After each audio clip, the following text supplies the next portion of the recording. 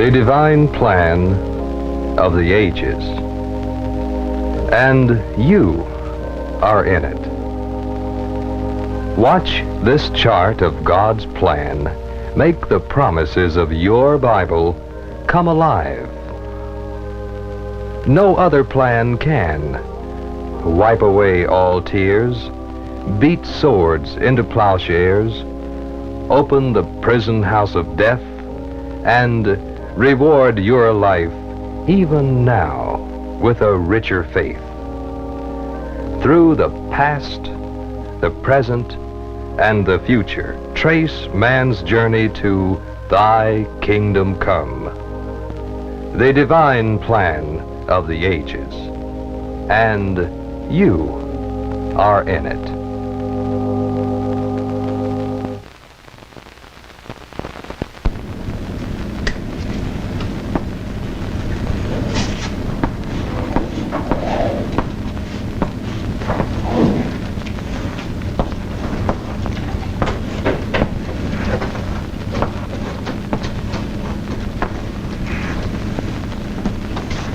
In that day shall there be an altar to the Lord in the midst of the land of Egypt, and a pillar at the border.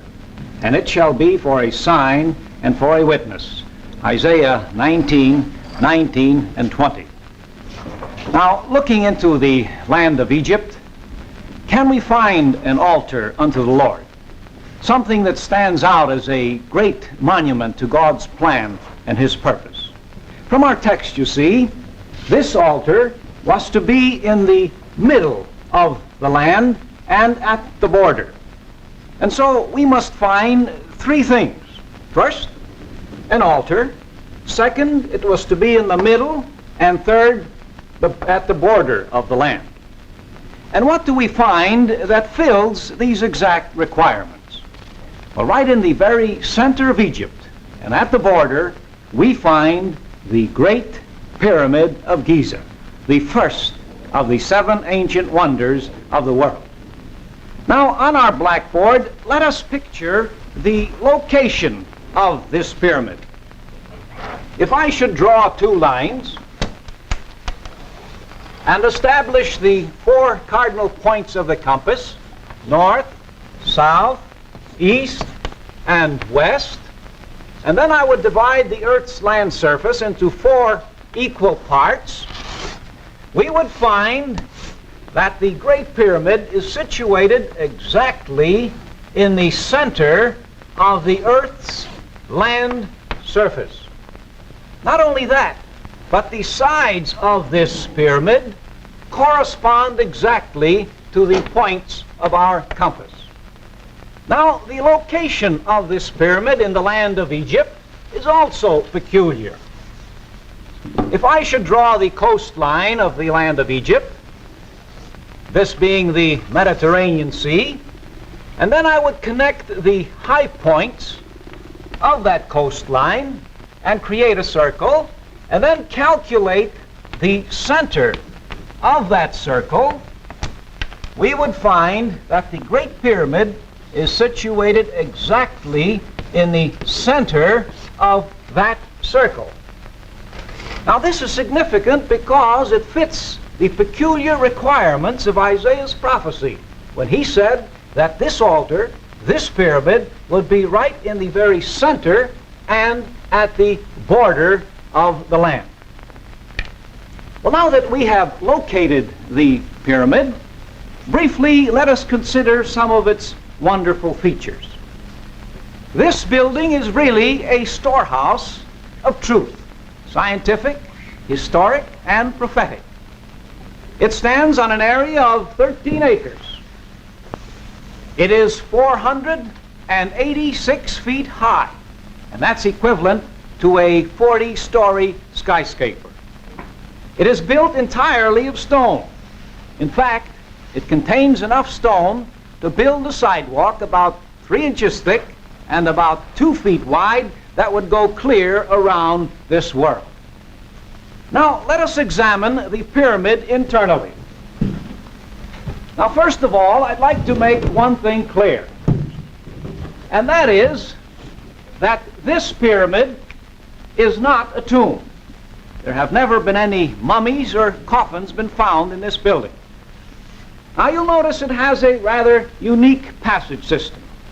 Upon entering the Great Pyramid, we immediately find ourselves on a downward passageway. This is a very low and a steep corridor which leads to a room called the pit. Branching off from that downward passage, we have an upward passageway. This is also steep and is difficult to climb. However, at its entrance, we have a granite plug which blocks that entrance.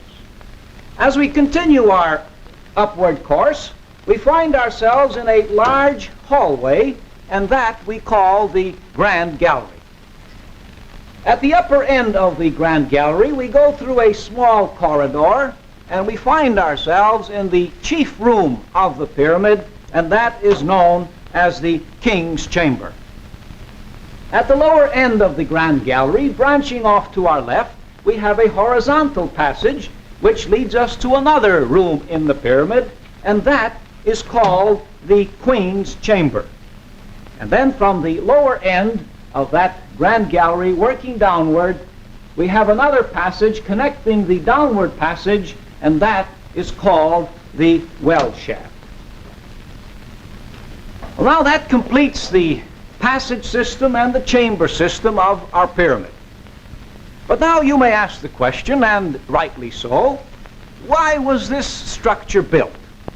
Why the strange layout of chambers and the passage systems? Well, now remember our text, that this was to be for a sign and a witness. And therefore, we believe that it was built under God's direction. And in it, He has placed His wonderful divine plan of the ages concerning the past, the present, and the future. Now, let us go over the chamber system again and see how beautifully it supports the Bible's outline of God's plan. Now, here we have a chart of the symbolisms of the Great Pyramid. The downward passageway represents the condition the world is in at the present time. For 6,000 years, man has been traveling this way, experiencing sin, sickness, and misery, and all of this finally ending in a condition of death marked by the pit. Now, as the downward passage illustrates a way which leads to death, so the upward passage would picture a way unto life. Now, as the downward passage illustrates the condition of death and the upward a condition of life, we know that on the stream of time, nations came and they went.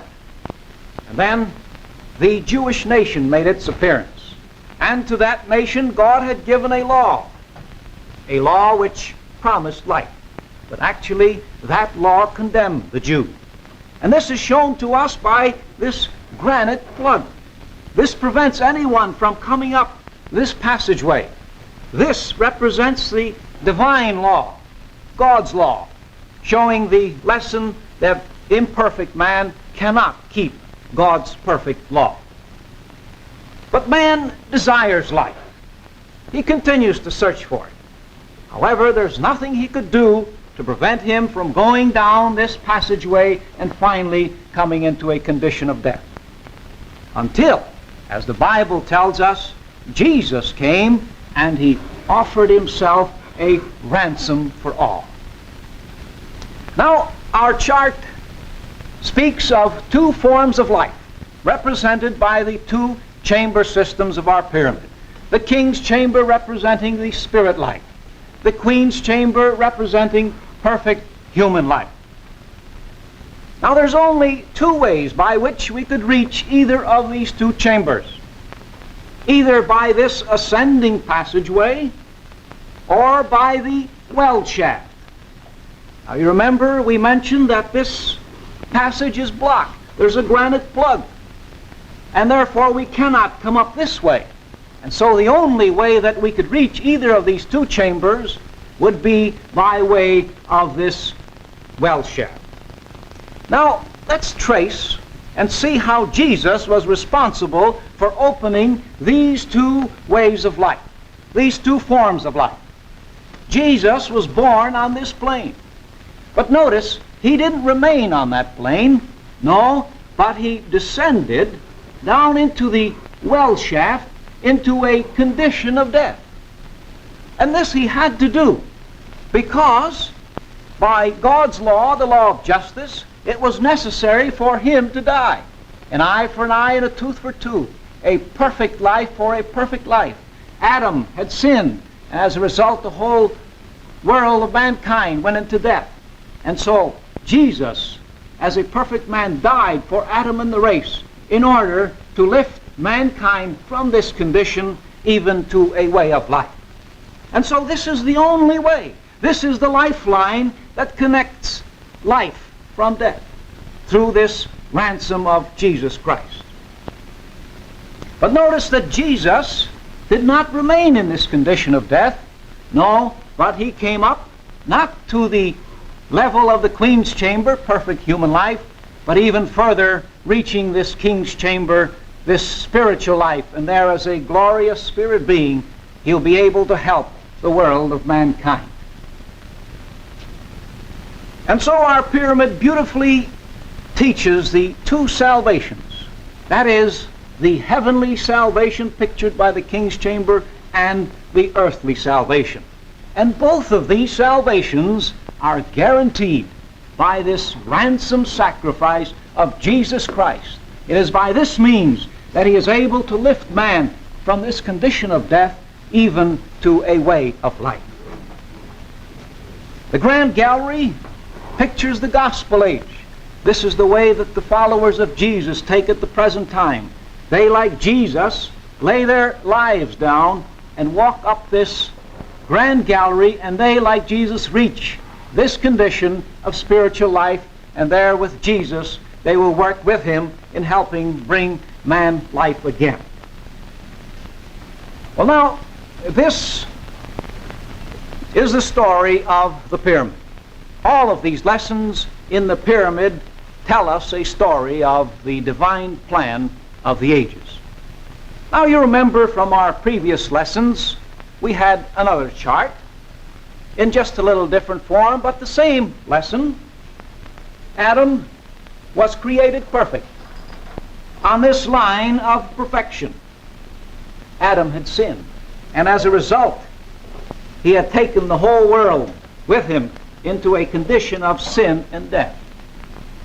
And mankind remained there in that position until Jesus came and provided a ransom, and by that ransom was able to elevate man back to the condition of perfection. However, man remained on that plane until for this period of time where God was selecting a few, the church class that would rule with Jesus in this new age and thereby lift mankind back to the condition of life again.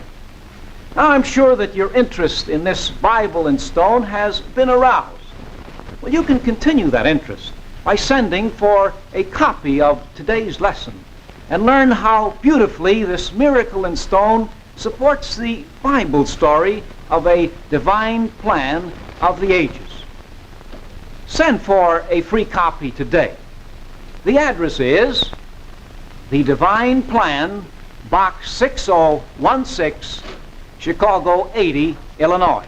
May I repeat the address again? The Divine Plan, Box 6016, Chicago 80, Illinois.